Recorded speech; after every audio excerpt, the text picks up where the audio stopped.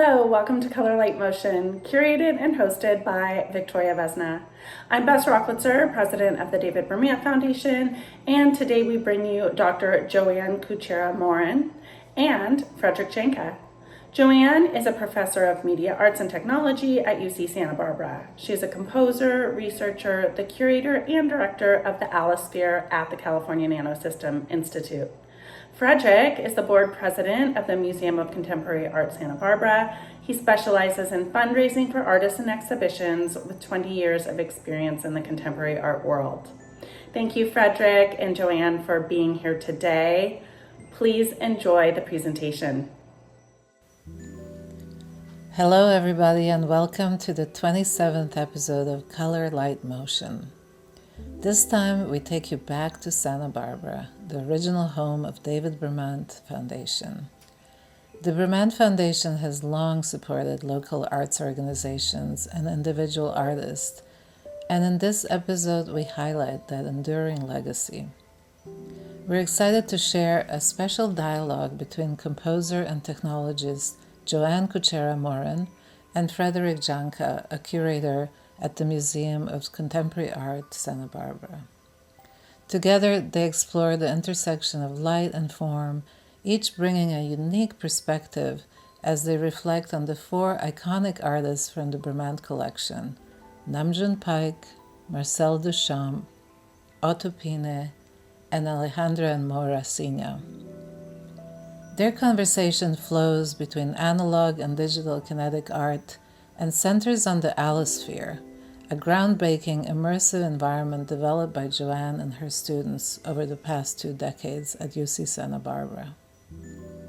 More than just a structure, the Alisphere is a living sculptural instrument surrounding audiences with light, 3D imagery, and immersive sound.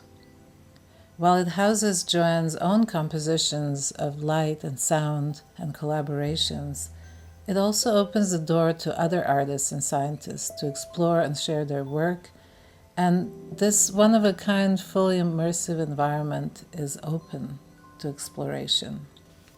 Joining them is artist Manjari Sharma, who offers thoughtful reflections as a respondent. And we'll also hear from JoAnne's UCSB colleague, artist Markus Novak, and we're joined by Eugene Epstein, one of the world's leading collectors of Thomas Wilfred's work, also in the collection. So sit back and let yourself enjoy this dialogue of sound, light, and motion. Thank you so much, Victoria and Bess and the whole David Bermant Foundation team and board. We're incredibly grateful for the foundation's support of the Museum of Contemporary Art Santa Barbara, and excited to be here with JoAnne, who's like my new bestie. We're just like, we've got a good rapport, I think. So I'm excited to jump into this with her. And JoAnne, so we're going to start with you and a little bit the Alisphere. Do you want to just tee it up before I hit play on the video? Sure. I'll say what I want to say, which is really great. Again, I do thank the Bermant Foundation and Bess and also Victoria for this opportunity. This is really wonderful. So Freddie and I are going to talk about the collection, the pieces that we picked and how they tie into what we're doing. But I first wanted to start by discussing the Alisphere, and Freddie's going to play a short 5-minute video that I'm going to talk over. But what I want to say about this is the work that we've done and how much it focuses on David Bermant's mission of tying together science, technology, and the arts, with the arts being the driver. And my colleague, Alisphere Research Facility, which is in Ealing's Hall, who also helped to shape the program. Okay. You ready? Sorry, I started a little early, Joy. That's okay. Okay, That's okay. I'm okay, talking too much. in the California Nanosystems Institute. We know how to represent information, very complex mathematics, in ways that most people don't even realize. So if we work with our domain scientists to represent their information, maybe together we can try to tackle what's happening right now, because information is becoming so large, so complex, so hard to hold on to. How can we make a language that will allow us to be able to inform ourselves about this information?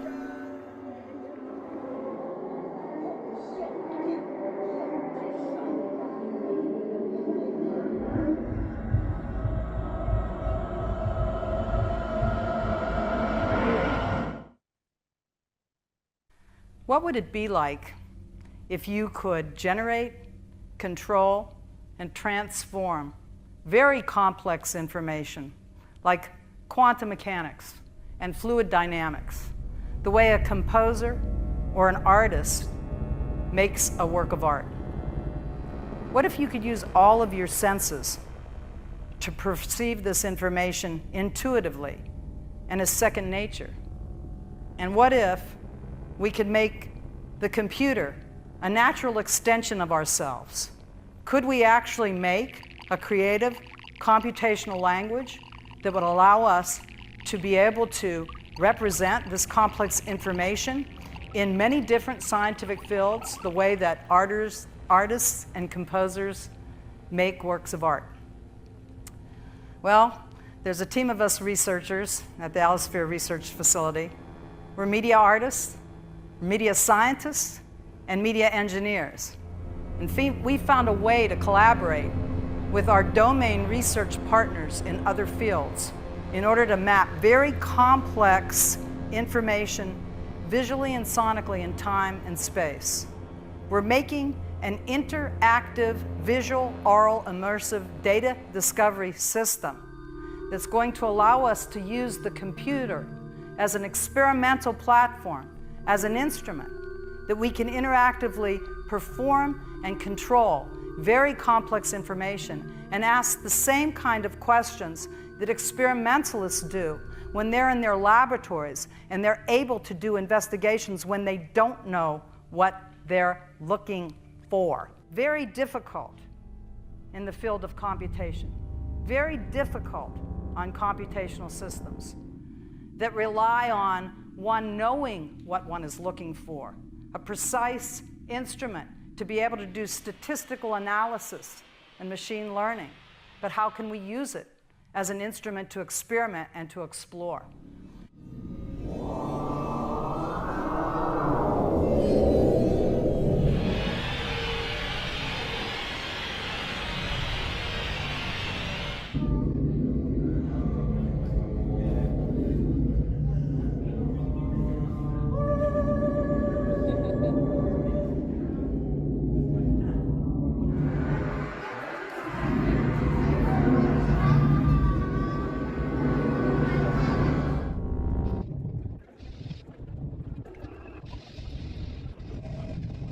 I was an experimentalist many years ago, long ago in a valley far away. I was an orchestral composer. I was working with instruments. I was an instrumentalist, just like my experimentalist in the Nanosystems Institute, working with atomic force microscopes, working with TEM microscopes, not knowing exactly what they're looking for, but looking for discovery. And having the same problems now that I had 30 years ago when I met the computational platform. And that was the disconnect of iteration, of flow, and being able to use my intuitive process. So as we go forward and we try to make, for our scientists, these tools to allow them to experiment and discover, we're mapping very large-scale data sets, applying the same techniques that I applied for the past 30 years as a composer and an artist on how to make these complex systems.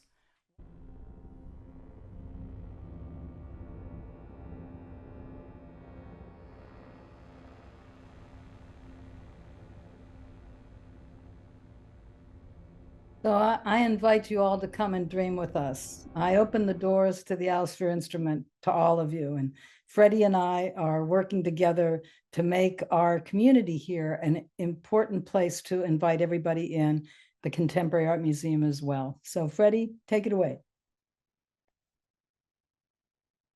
Here we go. when light and sound become form with us. Thank you, everyone, for joining us. I love watching that video, and it really sums up so much of JoAnne's past and present and future. I'm still in awe every time I visit. I think my first visit was, I mean, maybe 10 years ago, even something like that. So it's wonderful to just see it continuing to respond to current events and artists in science. So thank you, JoAnne, for joining me for this convo today. I love it in particular that your foundation is in composition, musical composition, and how the allosphere itself is an instrument, in this very sort of big scale sense. It's very exciting. I think the allosphere really sums up a lot of, you'll see very clear lines, I think, and threads between what's happening at the allosphere and JoAnne, between these works we're going to talk about today, and some of the projects that are happening at the museum. I just wanted to start with a quick little introduction onto some recent projects at the Museum of Contemporary Art. Our most recent exhibition, which just came down, is called Sangre de Nopal, Blood of the Nopal, Traditional Ecological Knowledge in Contemporary Art. This was our contribution to the Getty PST Art Science Collide Initiative. And, when we started the initial proposal in 2020, we were looking at, art and science are together within the framework of traditional ecological knowledge, right? Like it's all embedded. There's no science here, art there, and so that was sort of our proposal to the Getty team. And in the end, it became two exhibitions: one at the Museum of Contemporary Art in Santa Barbara, and then another at the Fowler Museum at UCLA. So, we've just closed the MCA portion, and 5 years later, but still working on the publication as these projects. Sometimes that's the last piece of it. We are also excited that parts of the exhibition will be traveling to the British Textile Biennial in Lancashire in the fall, which will be an opportunity to continue some of these conversations around cochineal, and cochineal is a case study of Indigenous innovation. And so this was some install shots from the museum. One of the things that in our conversations, our side conversations, kind of preparing for this talk today, is really how sound can, with waves, actually create form. So there have been experiments, as some of you may know, of, people tinkering with sound with different fluids and sands and things like that, and creating faces and creating other patterns and objects. And it really led us to be talking about language and how language is formed. And really you see it within, the indigenous languages that continue to exist today, in how language is a direct correlation with one's environment and sound, and the use of onomatopoeia in these in these languages. And so in our exhibition, there was an 8-channel installation by Deanne Whitehawk and a collaborator, which showed Indigenous women from here on in the United States speaking their traditional languages in their traditional landscapes. And it literally, with this directional sound speakers they're called audio spotlights, actually. It literally creates a warp and weft through the space, and really, so when you're standing in the middle of the gallery, it's a multivocal sort of web that you're enmeshed in, and so we're tinkering with a little bit of the immersive at the museum, but with JoAnne's guidance, hopefully in the future those things will also expand. So a couple installation views. This was at the Fowler. So again, the exhibition included participatory elements. Each phase, the research phase as well as the both exhibitions, always included a lab component. So, we were taking the kind of Western language of science and creating spaces for collaboration, for knowledge sharing, for community building, and for learning. So we're gonna jump in now into our 4 artworks. Um, so I guess JoAnne, do you want to kind of just like riff back and forth on these, and then as we go through, and then we'll have some more images of the allosphere, and then we'll go back to MCA and some of the upcoming projects that we have that relate. Um, Sounds good. Instead of, yeah, sound good? Yep. So instead of just showing you the David Berman Foundation website where you can see all these artworks, we did this just a Google image search, and I just loved how you get to see kind of a multiplicity of moments with each of these artworks, because I think, again, to what Victoria was saying, these are sort of iconic or emblematic artworks from the foundation. And also, if you look at the history of kinetic and interactive and technological art, like very foundational artists and major contributors. So we're starting with Namjoon Park's Participation TV, and there are a few. You can actually see David himself in the second row there. But this is an interactive 2 mic TV that the image in the middle, those lines, those colorful lines, change according to your vocal tonalities. And I loved seeing in JoAnne's video of the allosphere that that there were also that COVID participatory video, like these works, you'll see these threads that come through both of our projects. So that's kind of my setup for this piece. I don't know, JoAnne, do you want to take Yeah, over? absolutely. I think it's really an exciting work, and it really foreshadows what's happening in the future. We do a lot of visualizing sound. I mean, especially as a composer, and understanding these different frequency relationships. And what's so interesting about the piece is that here we have a human person speaking into this system in order to visualize sound, and it's almost the precursor to human technology interaction or human computer interaction. So it's got the HCI type foreshadowing component. It's got the component of visualized audio, and it also has the component of allowing a human to actually produce the visuals through the sound production. So it's pretty exciting. I think it really speaks to what we're doing now. It's amazing what these artists understood back then. Well, yeah, and in our little conversation yesterday, it was brought up the white noise, the snow of old TVs, and in some ways we don't get to experience that anymore because we're all streaming and everything. But yeah, this kind of precursor to the object and human vocal interaction.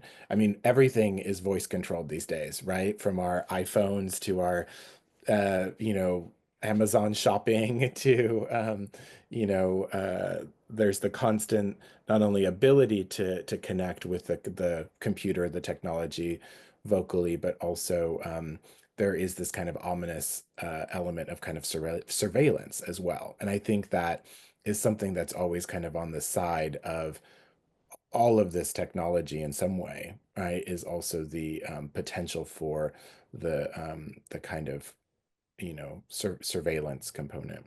You mentioned something really interesting too, Freddie, when you were talking about back then. I mean, the difference between the interactive flow and what we can and cannot do with the precision of the computer technology now.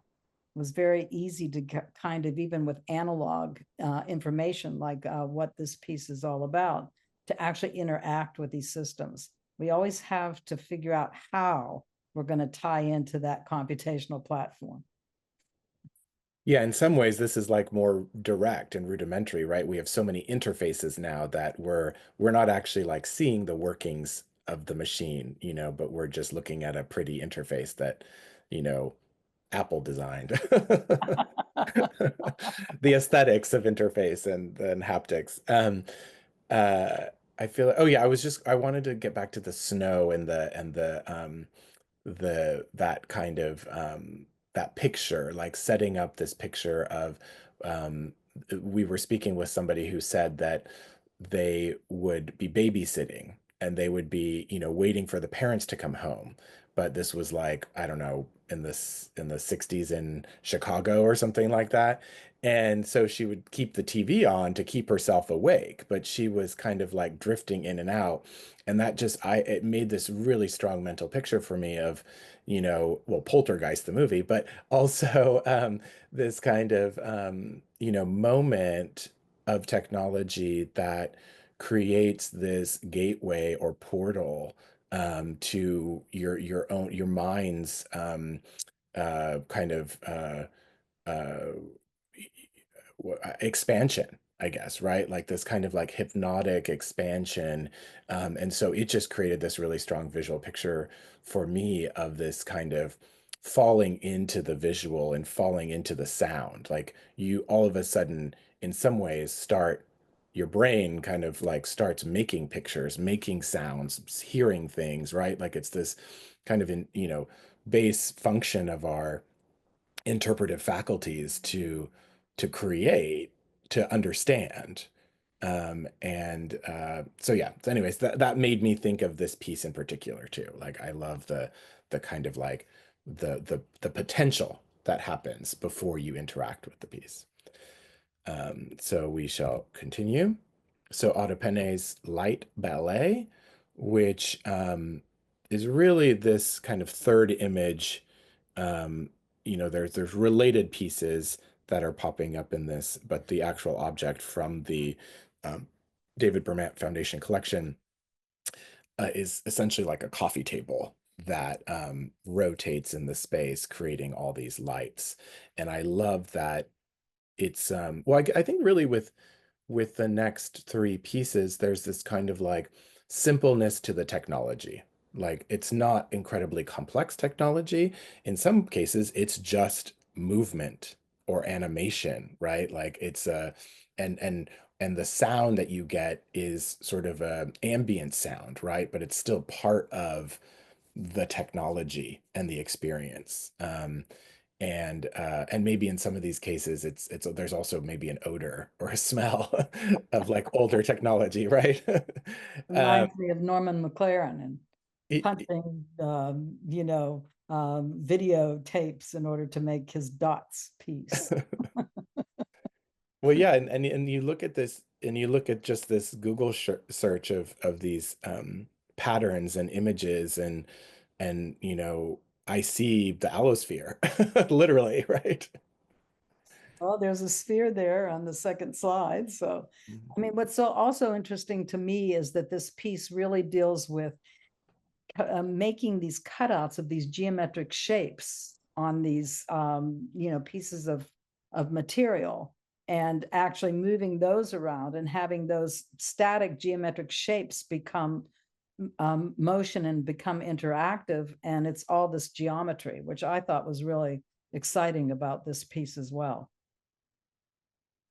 Well, and this, I think I didn't plan this way, but it made me, I think it's a nice correlation back to the pig piece is thinking about Otto Penne's piece in relationship to Brian Ginson's Dream Machine. Like in many ways, it's creating these after images or these animations, right? Within like the Dream Machine was like you closed your eyelids and it was the kind of flickering of patterns that started creating shapes. And again, it's this kind of like base function of the brain, right? To of this interpretive faculty. And so the light ballet makes me think of that a lot and makes me think about again, there's in some ways an expansiveness and an immersiveness of this piece when it's, I remember seeing it in San Ynez at the David Burnett Foundation when it was installed there, and it always had its own room. So you would walk into the room and you would turn it on, kind of hear some like kind of creaking as it's like moving, and then you have that animation. And yeah, I think it's a fantastic piece. That I really. think it was really exciting about the fact that the sound was actually generated from the instrument itself, right? And how it moved. So, that was curious as well, even though it wasn't sound that was actually thought of in the piece, but the instrument itself made a sound. So Yeah, that there's this ambient sound that reveals its function. right. Right? Which in some ways we're starting to lose with how streamlined technology is, but there's still something. I mean, it makes me think of, recently you had the challenge of one of the projectors going out on the Allosphere. Yeah. Um, and and so that's kind of like, oh, you're like, yeah, like technology. So can you talk to that? Like how you explain that to me about how the technology and how you resolve that?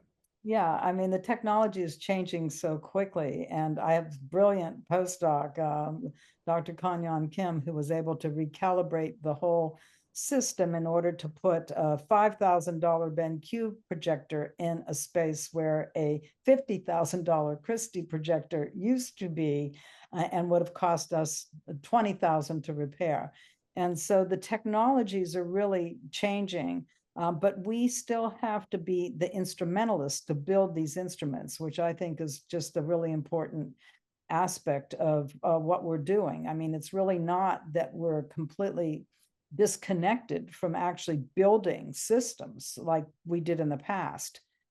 They're just different in the way that they do use the computational platform kind of intersected into the middle. And what I also think is interesting is a lot of our graduate students in the Media Arts and Technology program are going back to building analog interfaces that control the digital computers through using circuit boards and things like that. So history seems to be repeating itself over and over again, and people are anxious to get back to touching things and actually interacting with things that can be much more visceral and much more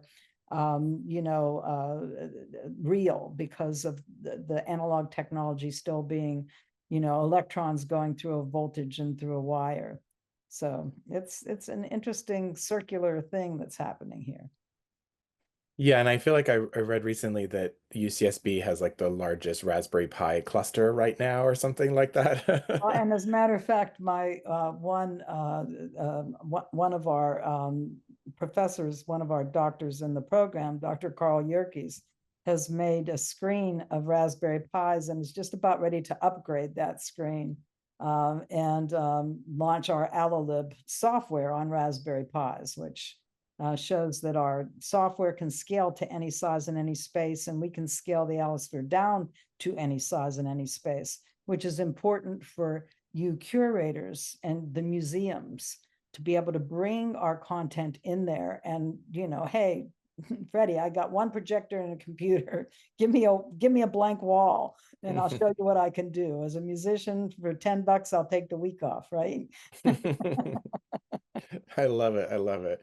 But what you're talking about with this sort of, return or celebration or investigation of analog technology, I think we're also seeing within photography as well. And, I've known some professors who, are building dark rooms again and at art schools where, they had been taken down and dismantled because everyone was doing digital, So, I think there's again this zeitgeist moment of like needing to touch, feel, and see and go back to the basics. Absolutely. And two of my colleagues that are on this Zoom right now, Marcos Novak and George LaGrady, I think can attest to all of those areas, as George as a photographer, as Marcos as an architect, going back to these forms and these structures that bring us into the material, even though we got this overwhelming virtual monstrous machine that we have to deal with. So it's pretty exciting times.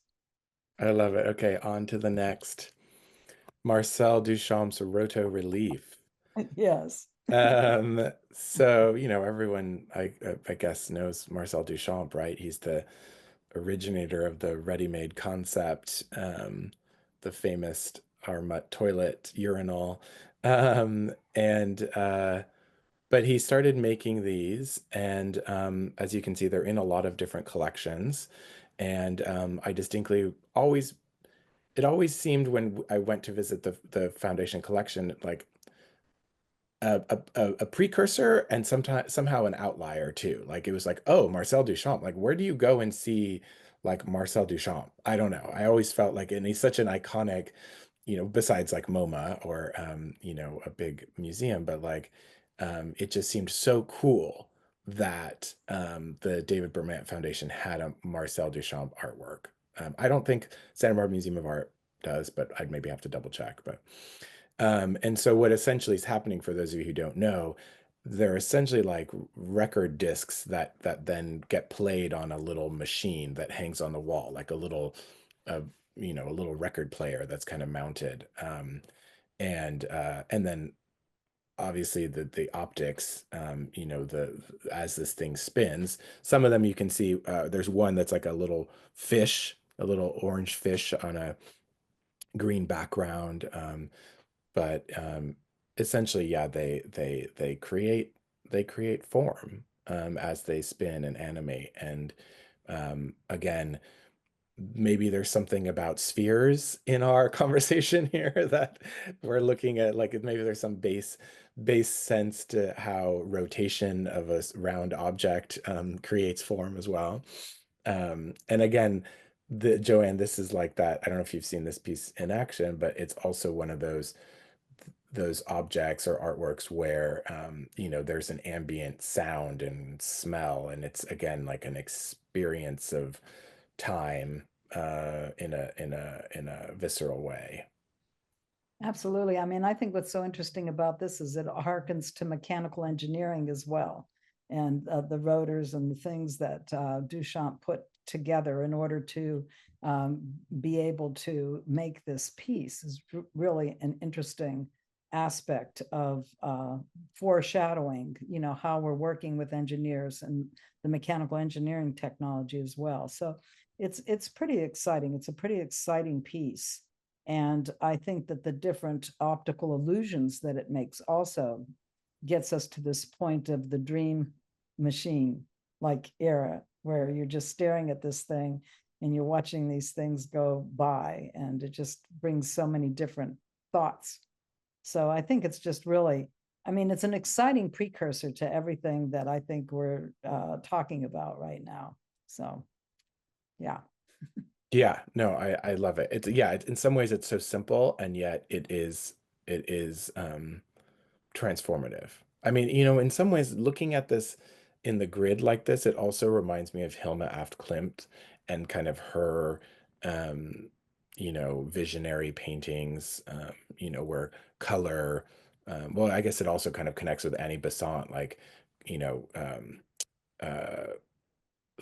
what are her pieces that, oh gosh, my mind's blanking right now, but thought forms, like that you and I together in conversation would be like creating these like little colorful clouds of meaning that like exist. And if you're in tune, you can see them, so that there's this power of color to mean things and ideas to take form, right? In some ways, as if ideas were like the waves that, well, you summed it up really nicely yesterday about how our bodies, how did you say it? It's like uh, that's how we receive waves, both Right. light That and sound, right? every one of our frequencies, vibrations, and every one of our senses can be mapped into frequencies. And so it's really interesting when you start to think about that. And you reminded me of a piece that I did back in 2013. I can't remember the composer that actually made the piece, but I participated in it at Corazon del Sol studio down in Los Angeles. And it's where we put EEG data sensors on our head, and we thought about things, and the composer had made little bubbles to see how we were thinking in the same way about certain questions, and these bubbles would kind of connect with one another as to what our thought processes were. So yeah, it's interesting how all of this kind of actually has already been done before, right? Well, yeah, I mean, in some ways, like Kandinsky's paintings are also precursors to the allosphere. Absolutely, absolutely. I Um, did this in the history of media and technology, talking mhm. about how he painted sound. Well, and also our conversationalist yesterday, I loved that she told this story as well. She was a good storyteller. She told this story as well of the alarm clock and waking up, and her mother, who had perfect pitch and synesthesia, would basically yell out colors as the alarm was winding down. Right. And I was like, oh my God, that's the trippiest thing I've ever heard. So her mom, like, as you know, she was trying to, she was like, I always had to get up quickly to turn off the alarm so my mom wouldn't start yelling out colors. And I'm just like, whoa, what a trip. What And I thought was interesting is how it winded down and how the colors went from, orange to, to blue, which is exactly what would happen as the frequencies are winding down, right? yeah, So it was yeah. cool. No, it's a trip. I just can't. That conversation just really has stuck with me. Okay, so now let's go to, I mean, more of the same, but in a great way. Like this, if those of you, I'm sure there's some videos about how this piece works, but in this kind of top row, four from the left there, you see just kind of some white, grayish, like solid objects. Those essentially start spinning, and then light is emitted, and it creates these forms. Again, there's kind of a whirling ambient sound that goes along with this that I think is kind of emblematic of all of these pieces. That there's this kind of increase in speed and velocity and sound, right? And then the kind of a crescendo that it makes. And yeah, obviously looking at this again, I can't help but think of the Allosphere and that photo behind you. Well, this is just it. I mean, to be able to virtually simulate some of these pieces in the atmosphere would be really, really cool. What excited me about this piece was just from these simple neon tubes that he's spinning around on these wires, that he got all of these really complex geometric shapes. I mean, I'm sure that if my one postdoc that works in 4-dimensional geometry looked at these shapes, he might be able to talk about exactly what they're almost forming. I mean, it's unbelievable that someone could make shapes like this with such simple technology.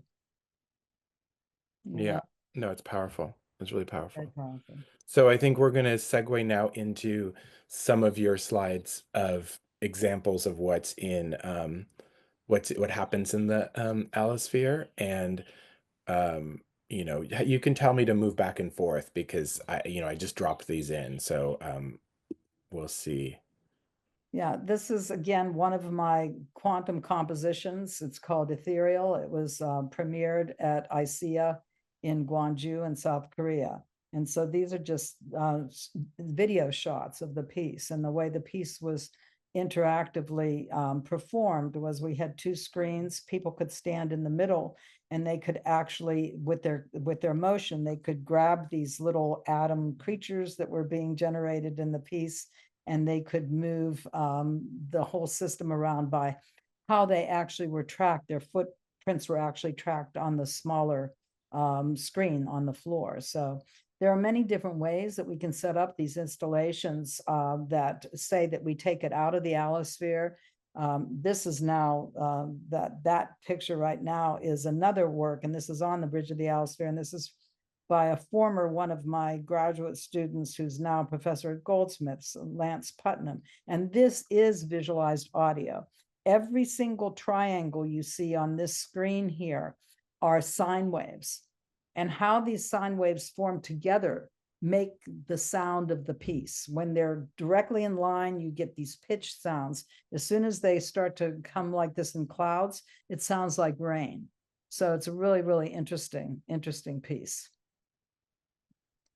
This is, again, another form of the hydrogen-like atoms time-dependent Schrodinger equation. And actually up in the left-hand corner, you see a GUI, and it has all of the quantum numbers on it. And it allows the physicists to come in and actually change what are these probability wave functions in a hydrogen-like atoms electron when it's split into superposition. The physicists explained to me that what happens in the first element of the periodic table, and that's why Schrodinger, it's only been solved, the Schrodinger equation has only been solved for element 1 with 1 electron, and that electron can be in different places at the same time. Not that it's in different places at the same time, but it's where you're viewing it. And that these probability waves, it's like currents in an ocean that make these waves, and these waves cross. And that's what they wanted to see. So the numbers, the quantum numbers, the n orbitals, the L, which is the angular momentum, and the spin numbers tell them in their mind what the visuals should look like. And when they come to the bridge of the allosphere, working with a physicist to make sure we were right, they start to see the shapes that these complex mathematical equations make. And it allows anybody to have a dialogue with a physicist about quantum mechanics. Even if you don't know that information. This again is another shot of ethereal, and that one is a shot of probably, possibly. So these are just different shots of my 3 different hydrogen-like atom pieces. So again, another one. And this now is called the Hopf vibration. And what it is it is, as Mike Friedman, Fields Medal winner of Microsoft Station Q, explained to me, and don't ask me because I don't have the science or the math knowledge to tell you this, but he said that this mathematical model, the Hopf vibration, is what they need in order to build quantum switches in a computer. Because what happens in the Hopf vibration is, it's like if you filled a space up with circles, and those circles, they're intertwined, but they don't intersect. And what he said is there's a mathematical calculation called homotopy that allow you to be able to move a particle from one place to the other when they're not easily connected together. But, you know, isn't this one of the most beautiful things that you've ever seen, even if you don't understand what it does? So. Well, yeah, I mean, for me, this is like the mesh of the world, right? This is That's it. everything invisible. It's all connected, you know. Yeah, I love it so much. That's it. That gets us into all sorts of stuff. Okay, go ahead. Yeah. Okay. So jumping, I know we're already at 10:45. Okay. So DJ Javier San Milano Drive will open October 2025 at the Museum of Contemporary Art in Santa Barbara. This is a project that we've received support from the David Bermant Foundation for, and essentially the Nam June Pak is sort of a starting point for this piece in the exhibition. So it's called the Videoke Machine. This is just an overview of the museum. This is sort of so DJ Javier grew up in Santa Barbara, artist, designer, surfer, community member, and Filipino American. So a lot of the pieces that we're pulling into the exhibition are sort of culturally specific, and yet karaoke is also something many people enjoy around the world. So starting with karaoke, it sort of expanded into this idea of you know, a videoke machine. So there, I should have included examples of his work, but he has a very graphic, figurative style that's brightly colored, and we're looking at ways to animate his artwork as part of, you know, what we're imagining as this kind of interactive karaoke, but also video interactive space. This is just sort of a modest design. We've already expanded this from this initial proposal, so it's going to be a much larger stage setting, so you can have multiple people on this sort of low stage. This is a very kind of rudimentary drawing, but what we're planning to do is actually grid some flat screens, repurpose some flat screens from previous exhibitions and create more of a wall grid. Again, not intended to be especially technically advanced. I think kind of speaking to some of the more, basic uses of the technology, but really create something that has a very colorful, bright, fun house vibe. So plan to come by for monthly video key interactions and hosted events at the museum. So the next project in fall 2026, which we're going to be doing a symposium this year at the end of this year. I think right now it looks like it's probably the second weekend of December, but we're still trying to deal with some scheduling components. But Falling into the Future: Kinetic Art at the Edge of the World is a group exhibition, and really looking at kind of a broad swath of technologies, from robotics, AI, video, light, both natural and artificial. This artist Takeshi Yasura from Japan, a young artist we first saw in a group exhibition in Venice during the Biennale.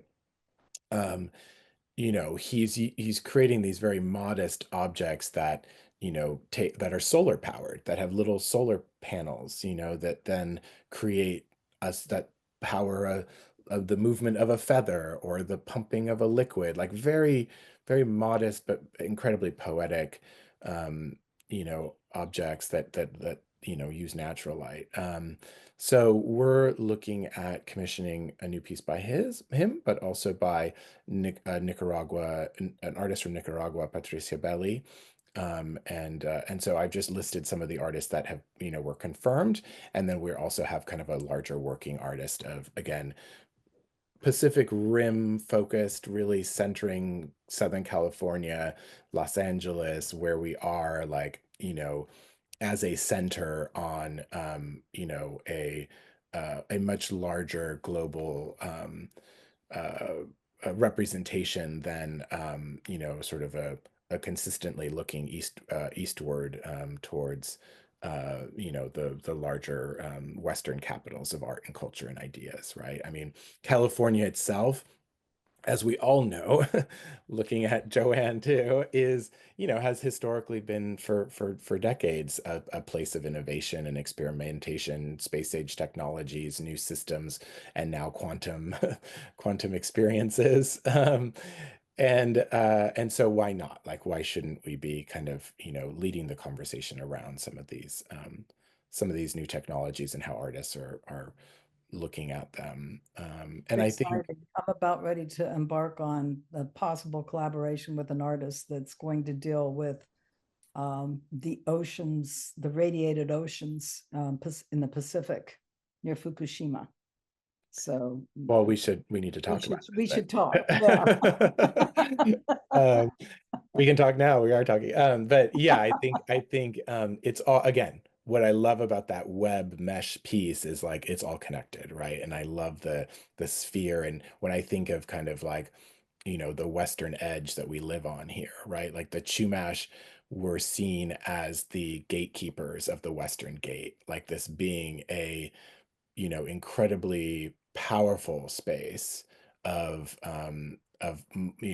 multi-universe, experiential, like as like a base function of its geology and geography. And I've always had this sense, I grew up in Santa Barbara. I always had this sense that we really live on the edge of the world here in this, like, it's a very visceral sense. So that's kind of how the the concept came together. And 2026 is also the 50th anniversary of the founding of the Museum of Contemporary Art Santa Barbara. It was originally founded as the Contemporary Arts Forum in 1976. And so I think on this occasion, like it offers this metaphor for also the institution itself imagining itself into the future. And so that's kind of a multi-element to the concept. So I wanted to share some of Patricia's work with you. I find her especially compelling. A lot of times she's using um, uh, wood or animal bones to kind of create her works. In particular, there's this piece in the background, which I kept trying to find a video of, but I can't seem to be able to. But if you look closely, so essentially, I think it's a seal, like a sea lion seal carcass. And I'm trying to remember what the smaller carcass or skeleton, sorry, is a better term. And so essentially, the larger one has these springs. So again, these are very rudimentary, like mechanical systems, right? She loves pulleys and levers and pulleys are like some of her core technology, right? Um, and uh, and so essentially what happens is when you pull the string on the pulley, it it essentially moves this whole larger structure up, which then the spring kind of reverberates and throws the smaller skeleton against the metal box. Hmm. Which for me, I know that maybe it's really, I know it's very visceral for me, but I just find it incredibly poetic and beautiful and visceral and physical. And so I think I know we're getting tight on time, but I think I linked this properly. Let's see. Can you see that Mhm. where I am right now? Yep. Oops, wait, where'd that go? I thought there was a little video. Oh, here's the video. Just a different object. Because I love this, again, just the movement of the object and the secondary movement of the springs forward, which also makes me think of Slinky we were talking about yesterday. So it just, I don't know, I just find her very, very compelling and I'm excited to kind of explore where that will go. Oops, let me just get back into the slideshow here. Sorry. Oops, what am I doing? Shit, no, I'm sorry, going back and forth. Okay, oh, there we go. Okay, so as we round up, one of our special guests today is Manjari Sharma, who has been invited to be a respondent to this conversation. Manjari and Dr. JoAnne Kuchera Morin are receiving art awards from the Museum of Contemporary Art this summer at our fundraiser on July 13th. And Manjari will also be participating in in our symposium this winter, as well as within the Falling into the Future exhibition. And she's someone who I've been especially thinking of for a collaboration with JoAnne within the Allosphere. So this I think might also, well, I think I showed you a little video on my phone, JoAnne, but this is also kind of JoAnne's introduction to Manjari and Manjari's introduction to JoAnne. So we're making new connections live in the web here, the web of time and space. I encourage you to visit her website. This is her newest body of work, which harkens back to a very core formative body of her work around called Darshan. Actually, you can see it on the left there in the listing, where she worked with Bollywood set designers in Mumbai to create these and actors and models to create these large scale uh, uh, representations of Hindu deities that then she photographed. She had the opportunity to go back recently and to developed this new body of work that you'll see. I'm going to play a short little video, but essentially there's an expansiveness to this project that she and I have been talking about, and a performative nature that is multiversal of the multiverse. And I know that JoAnne, we've had conversations about how we interact in the multiverse, and some big ideas you have for a global network. As we're bringing in Manjri into the conversation here, I wanted to introduce this work, and it touches on a lot of things that thematically relate to the work we've just discussed. And then this is a short video that I'd like to play, which is going to take me to Vimeo. And I think it should be set up. Let me just try to... Astronomers have revealed that when a star dies, its outer layers explode into a powerful supernova. My mother was my star, and witnessing her transition was a colossal experience for me. It was followed by Hindu rituals of death and ancestry that were designed to focus one's energy on the arrangement of ingredients, geometry, and performance. Through these rituals, I was invited to explore an alternate state of reality in which my mother's soul entered a new ancestral paradigm. As the project evolved, objects and stories from the past and the future collapsed, bending time and space, folding art into science and reality into fiction.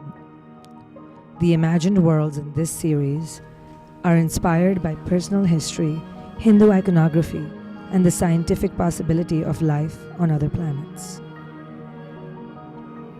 This project, titled Tattvam Asi, The Universe is a Mirror, is an homage to our eternal evolution, the interconnectedness of life and death, and a visual speculation for where my mother's soul might be in this vast, infinite, and spectacular universe. So, thank you. Now I got to get back to where Thank you, and welcome back, JoAnne. I know. she's I don't know back? what happened. I was Okay. We were like, gone. whoa. And welcome, Marcos. Nice to see you. Welcome, Herman. All right, well, that was really lovely. So I will pass it on right away to Manjari, since we ended with your wonderful ode to your mother and the cosmos. And I was glad to see some of your work. It's absolutely beautiful. So I can't wait till we can talk. Thank you so much. I have been asking Freddie to, like, Freddie, when can I meet JoAnne? And here it is. I was holding you back. I was like, no, not yet, not quite yet. yeah, I know. And so I get to gush over you with this giant audience, which is absolutely fine. So I've been really looking forward to meeting you. And this Well, is I one. need to gush over you too. The work is absolutely wonderful and has a lot to do with what we're looking at with consciousness and the importance of who we are in the universe, right?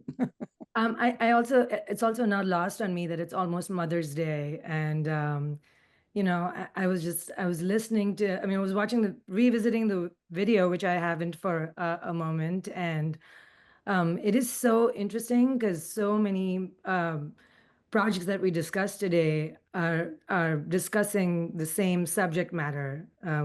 We are connected. We are elemental. All of these different singular, and singularity is actually such an important theme, because when I was making this project, the aspect that was really mind blowing to me was that a black hole appears when a star collapses. And so thinking of, and you cannot see a black hole, but its impact is felt on the matter around it. And that conceptually really spoke to me, from the perspective of losing my mother, her physical form being gone, and yet how big it felt, and the fact that it appeared, and how spectacular the collapsing of a star can look. So that all fed into the making of this work. And yeah, just the fact that this allosphere as a concept to be able to immerse these ideas and surround yourself with them.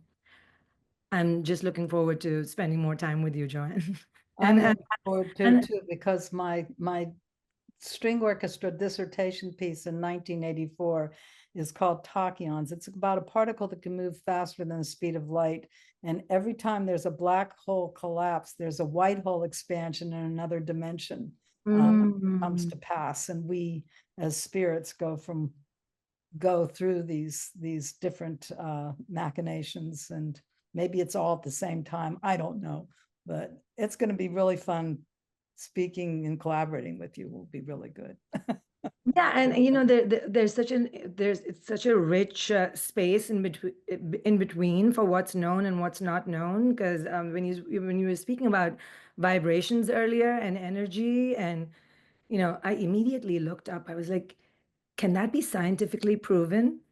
When two people with similar energies and vibrations, when they're attracted towards each other, can that be? Is there scientific proof of that? And my quick research revealed that it is not scientifically proven. And I was like, I don't believe that. I don't believe it one bit, you know. So this and that I feel like is just such a rich space for conversation, because what we can believe is so connected to what we can or cannot maybe prove. And sometimes just because it's not proven doesn't mean it's not true. Or the space between those two, I think, is also a very interesting, rich space between art and science, is what we believe versus what we can prove and what we can feel with science and without science, right? So the allosphere, and that I think is a concept to be able to bring people so close to it that it becomes alive. Or when you said people can talk about quantum theory, even if they don't understand it, it brings that conversation so close to them. That's really beautiful. I'll just add that we didn't show an example of it, and I think that might have been my fault for I might have missed dropping one in, JoAnne, but it's when we were talking about the fourth dimensional shadow, right? Like this idea that the allosphere is actually something that can represent multi-dimensional math in a way that we can't see because we're only of 3 dimensions, right? So I love, especially with your project, Manjari, like the potential for considering the experience of a multi-dimensional space. And essentially, I'll let JoAnne explain it a little bit better, but You it's this know who like could explain it better? I don't know if he's still on, but I saw my postdoc, Kanyan Kim, on this website, and he's the one that does all the 4-dimensional geometry. Are you still here, Kenny, or did you drop off? I don't think it's here. Okay, I mean, he could have explained it better than I can explain it, but that, you know, the only way I can explain it to understand it is that we're 3-dimensional creatures living in a 3-dimensional world, and the way that we project down to 2 dimensions is by looking at our shadow. And so it's the same thing with 4-dimensional objects. So when you're looking at a 4-dimensional object, you're really looking at the shadows of this object in 3 dimensions. So it's really interesting. And of course, my physics colleagues push that up to 10 dimensions. And so I can't even go there at this point. well, it's the fractals, right? Where then we all become fractals. Well, and I think, you know, Manjari's visual representation when she puts on the face of the face, you know, like she covers her face with the face. That for me is that's the multi-dimensional shadow, right? It's like and I think there's some real spiritual components that start to come to play, right? Or and how, you know, how in in I'm not an expert on Hindu deities, but that oftentimes there are multiple faces and multiple heads and multiple arms and multiple, and for me that is like, there you go, that's your multiple you know, dimensions, right? And so to think of these traditional, at least they've been around for millennia or so, representations of a god as being like of multi dimensions is just a fun trip to go down. Well, I like the idea of the day of Brahman and the night of Brahman, and thinking of the black hole collapse and the white hole universe, that it's the spirit waking up and another big bang occurs. Anyway. Yeah, and I think I loved when you were like, and it's 10 dimensions, when you mentioned 10 dimensions, and I was like, is it an unlocking system for your own self? Like how many dimensions do you want to see? And as an artist, really, like when you're saying you're visually representing something, maybe all those dimensions are alive. It's how many of them you want to bring into perspective right now at once together, right? So when you parallel play that, or when you decide, oh, how many arms do I want to have today? Right. Question for a mom, you're like, two are never enough. Hey, I have a question for JoAnne to bring it down to earth a little bit. I'm very curious. I'm all for space, but I'm very curious about the process. So I remember when you were talking about the allosphere, and what did it take? And just tell us a little bit about how you created this piece. It really is to me like a sculpture. And what I appreciate about it is that it's your work and your work is in it, but you're also opening it up to other artists and scientists to work within. And after you say how you got to it, also say what happens after you leave UCSB. Like, does it get preserved? She's never leaving. She's never leaving. Well, in 50 years, let's say. Give her 50. I love this question, Victoria. The way I created it is from my whole aspect of orchestral composition and performance. And I've been building media systems for 40 years. I built one of the first computer music studios. Oh, we lost you. Uh-oh. Okay, before, and it still exists. she's And it's back. so before computers could make sound. But can you hear me? Am I back? Your connection. do I keep going? You're back. Your connection back? drops out occasionally. Oh my God. You're back. Okay. You're back. I'm afraid. You dropped out when you said you built one of the first computer. One of the first computer music studios. So I've been Yes. building systems ever since, but trying to unite the computational platform with the physical. And so 40 years later, the building, I'm still here, right? Yeah.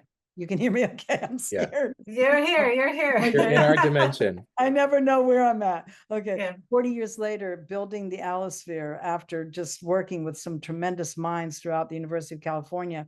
It's actually, my idea was, how do we get to this? Why did caves fail in the 2000s? Well, because we live on a globe, we don't live on a cube. So we look to the horizon and we want to extend the cylinders. So I made two tilt down hemispheres on their side with a flat spot in the middle, because you can't project sound in a sphere without distortion. And it's in a near to anechoic chamber. So it's completely pristine for sound reproduction. So that's how we made the instrument. And then it was like, how in the heck are we going to light the thing up? And how are we going to make the software to run it? That's my graduate students in media arts and technology. Our program that we made, that Victoria began making with us in the 90s, and that we launched in 1999, and the PhD in 2007, brought music, visual arts, computer science, and electrical engineering together.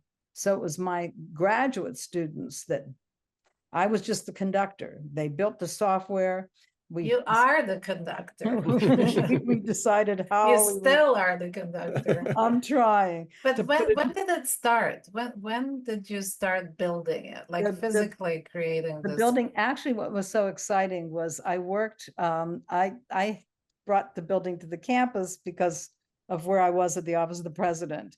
And I was supposed to be a digital media center, but my nanites wanted a nanosystems system institute. So we decided added new materials for information technology systems. So we architected the building from 2001 to 2003, and it was Robert Venturi that designed the building. So it was really exciting working with Bob for those 2 years in designing it. And the building then was built from 2003 to 2006. So the Alisphere was completed. The bottom of the sphere was put in January 2007. So the whole sphere was completed January 2007. And then there were companies that said, there's no way we can light this thing up. There's just no way. I mean, it's just physically impossible. And it was the grads and me that figured it out. And so it's been a long time coming. And what I'm hoping, my hope is that, and I think it's the hope of my other colleagues in the Media Arts and Technology program as well, that really were instrumental from 2003 on to build the program and work with the students, that we can bring our students back as our professors. And that when I'm ready to hit the dusty trail, which is, yes, Freddie, you're right, I'm going to work until I die, but that I can give it over to our young ones that actually made the field. Gustavo, who's on right now, had been with me since mid-2000s and has done incredible work. And most of our students, we can attest to that, Marcos and George, are just out there doing incredible work, both in academia, in industry, and elsewhere in studios. So, but we're all spreading the one mission, and the one mission is empathy, love, and compassion, and being connected. And so, you know, we want to give this over to everybody. So that's why while it's here, let's use it before we lose it, okay?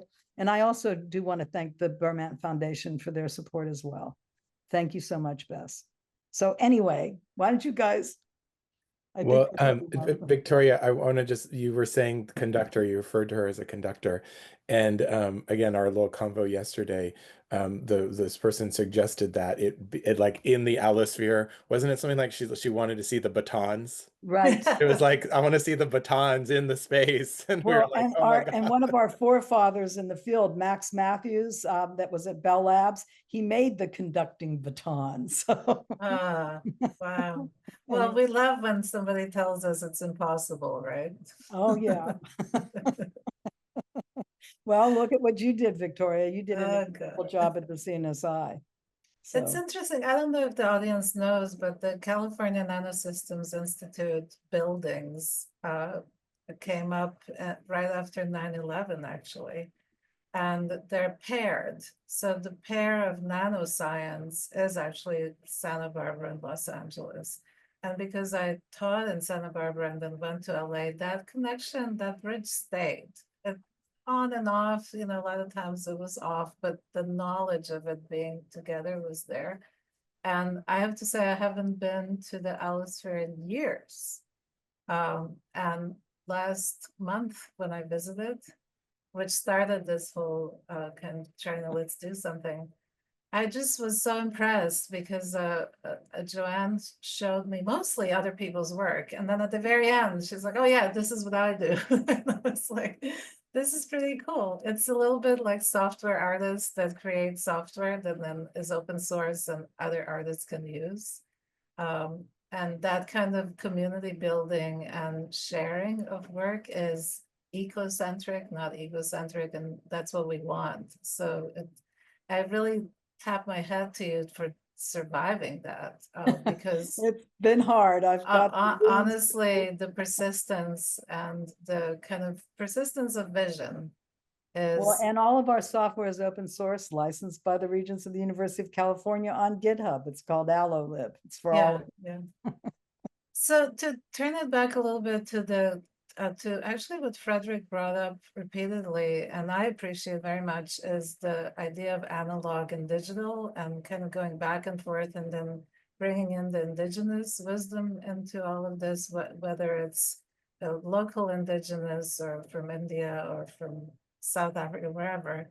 I think that's so important to bring up, and it's wonderful to see many students wanting to learn about analog. A lot of students were not required to be here and they joined because they're, again, very much interested in kinetic arts. And we're also joined by Eugene Epstein, who has a wonderful collection of one of my favorite artists, actually, in the collection of Thomas Wilbur. So, Eugene, did you want to say a word? Yes, I did. I wanted to pick up on a comment that JoAnne made very briefly. But before I start, I want to acknowledge David Bermant and Susan Hopkins, who left us much too soon. But fortunately, this series, and with Bess's help, is continuing on to support the memory and what their visions were. JoAnne, you mentioned one of your colleagues was experimenting. It went by, it was such a short comment, I didn't get the details, was working with, you were encouraging him to work with analog, or he was wanting to do things with analog parts. I want to encourage that pursuit to be pursued enthusiastically. I'll point out that Thomas Wilfred, who died in 1968, all of his sublime compositions were entirely analog. And beautiful, just amazingly beautiful. Yes, and he died in 1968, so no computers, no lasers, no electronics. That's incredible. It's really important for us to go back to where our roots are and what we can do, without any, electricity at all. I mean, and our students are looking at that, definitely. Was dependent upon electricity for the light bulb and the motor. Yeah, it was electricity, definitely. Right. That was the fascination. But that reminds me actually, the Namjoon Pike rotoglyphs, which you showed, Frederick, and which are of course amazing, were created for two reasons. One, Duchamp really wanted it to be accessible, so they were really easily packed in a box and sold for very little. But in the collection, you were able to put on white gloves and turn them and look at them and put them on. Now, if you go to a museum in Paris or even at the Butler, you're not going to be able to do that. There's a red rope, and you look at it from a distance, you have no sense of it at all.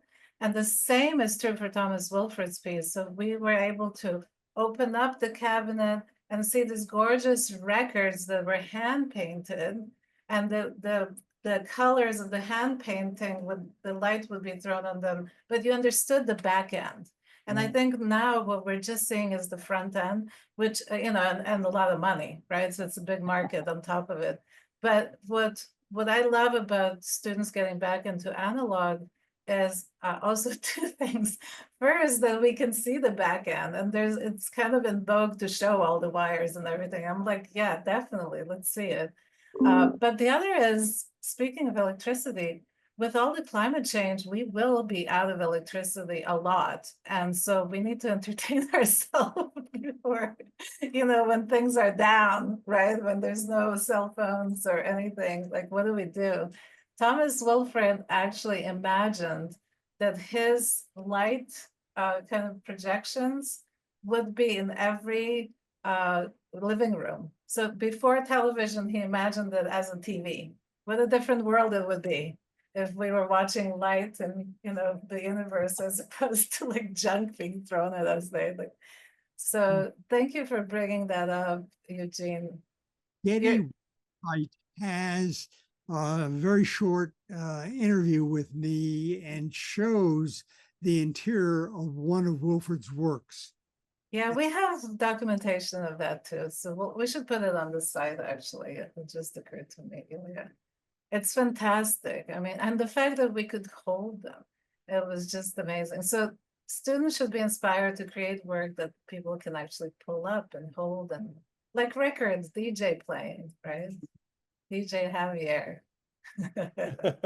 He's not a DJ though, but He's not? it's Daniel John. It's short Oh for my Daniel God. John. I don't somebody must be making that I mistake know. then. He does like hip hop, old school hip hop, though. He's got to spin some records. Well, it's my one graduate student. Her name is Sabina On, and she actually makes voltage controlled analog devices to control different things. I mean, sometimes the computer, sometimes it's biological information in mud that's like probing microbes and making sounds by her touch. So she's doing some very interesting things, and all of her stuff you can see. I mean, everything's in the open. Nice. That's what's happening Right. more and more. And Well, and I think, Marcus, yeah, sorry. no, go ahead. I was just going to pass on the baton to Marcus, who's sitting on the sidelines very politely, not saying anything. Marcus Novak, you're muted. Yeah, hi. Well, thank you. Thank you all for this amazing opportunity, and thank you, JoAnne and Frederick and Manjari and Victoria and Eugene for your comments. I think it's really fantastic. There was one thing that I'm enjoying a lot that I wanted to bring out because it's implicit in everything. It came from a question of Freddie's about the sphere. Like, what's the deal with the sphere? Why do these things show up in Duchamp and in the allosphere and around, and also in Manjari's incredible experience? And I think the link that I want to sort of bring out for everyone is this phrase that Manjari used, tat dvam asi, that thou art, which actually has a history in this period. Like Huxley uses it in his book Island, and so it's in Annie Besant and everybody at Ojai. There's a kind of culture in Ojai of people who are spherical in the sense of bringing everything together. And we spoke of black holes and everything. So the sphere is the geometry, but it's also the dominant symbol of how everything, the multiplicity, the many, is also one. The sort of the one and the many are kind of in that shape. And I think, and I don't know everyone here, I know lots of you here, but Bess has circles in her background. You know, it's kind of everywhere. I think this group of people is holistic and polymathic and polymodal and transmodal. And I think that's the common thread in all of this. And the additional little twist is that all of that is actually not static. It's actually dynamic and kinetic and you know, all these other things. And if you kind of listen to everybody carefully, as I said, I don't know that I was being polite, but I was being attentive. That's what I hear. You know, I see this sort of will. Here, let me give it an image. You know, there's this phrase, Humpty Dumpty sat on a wall, Humpty Dumpty had a great fall, and then we couldn't put Humpty Dumpty together again, except that people like us are explicitly trying to put Humpty Dumpty together again. You know what Isn't else that I true? want to point out, Marcos? That is a circle, and that's a sine wave. It's yeah, absolutely so. Yeah. Well, it's that, and it's also spherical harmonics. You know, I mean, it's not just a line. Right. It's a pulsation through all dimensions. Absolutely. And really, there's no squares in nature. Very, very, very few. It's mostly circles, pentagons, hexagons, and geometries that are not squares. And our society is built on squares and cubes. That's why that cube didn't work, JoAnne. That's right. A square peg in a round hole. What kind of? That's right. Exactly. Exactly. Well, this was really delightful, and it brings up so many different things for all generations. And it always amazes me, and I'm sure Bess feels the same way, how even if we bring up works repeatedly, they bring up new connections and new ideas. And your work, JoAnne, so connects to so much of the kinetics, and it really shows a direct line. And the fact that you're also building a space for others and creating community and having the persistence to have built something that can remain and that there present is just so wonderful. Thank you for your work. you. And Thank you it's so much. wonderful that you're going to be acknowledged soon. So Frederick, you can tell me a little bit about that, what's coming. Yeah, no, we're excited for the Art Awards. It's a new program, you know, from the museum to really celebrate the institution's sort of past, present, and future. And this year is especially exciting because four of the five honor, or actually no, now that I think about it, everyone who we're honoring is somehow part of that Falling into the Future exhibition. So we have, in addition to JoAnne and Manjari, we have Diana Thader, who Oh, again has wow. been a long time Wow, a yes. pioneer in Video, yeah. in video and technology, and also Beautiful. teaches at Art Center, where Manjari does too. And then Gabriela Ruiz, who is a LA native artist, or was born there, and is doing a lot around surveillance and technology and interactivity and immersion, and is going to be in the next Hammer Biennial at Made in LA, which we're excited about. And then and we did a show, an installation of hers, I think in like 2018 or 19 at the museum. And then Mary Hebner is a long time art. I think she moved to Santa Barbara in 1968, and has a really interesting practice that explores a lot of myths and religions around the world, and has her own press, and so, you know, does a lot of poetry, and we're actually looking at kind of creating a mobile with her. So again, kind of a Nice. very simple technology, and yet it still like animates, right? Works. So yeah, so we're excited. It's you know, the more we talk about this, I feel like the more threads are built between all of these artists, and or woven, and yeah, so stay tuned for more. Well, I love that you're honoring women, and it seems appropriate, especially since Mother's Day is coming up on us tomorrow. Exactly. And thank you so much for doing that. And thank you, Oh, everybody. yeah. Thank you so much, Freddie and JoAnne and everyone. It's nice to see you, Eugene. Yes, And Santa we have Barbara. like so much to look forward to at the Alisphere with Victoria's exhibition and Manjari's exhibition. I'm really Exciting. excited, and everything Freddie's doing at MCA. I can't wait for the Kinetic Show in 2026 and Exciting. everything else. Wonderful. Thank you, everybody. Let's Thank hear you your so hands. much. Thank you. It was so fun, JoAnne. Loved it. We're going to do it again. Let's take this show on the road. Yes. Absolutely. Let's go on the Thank you road. much.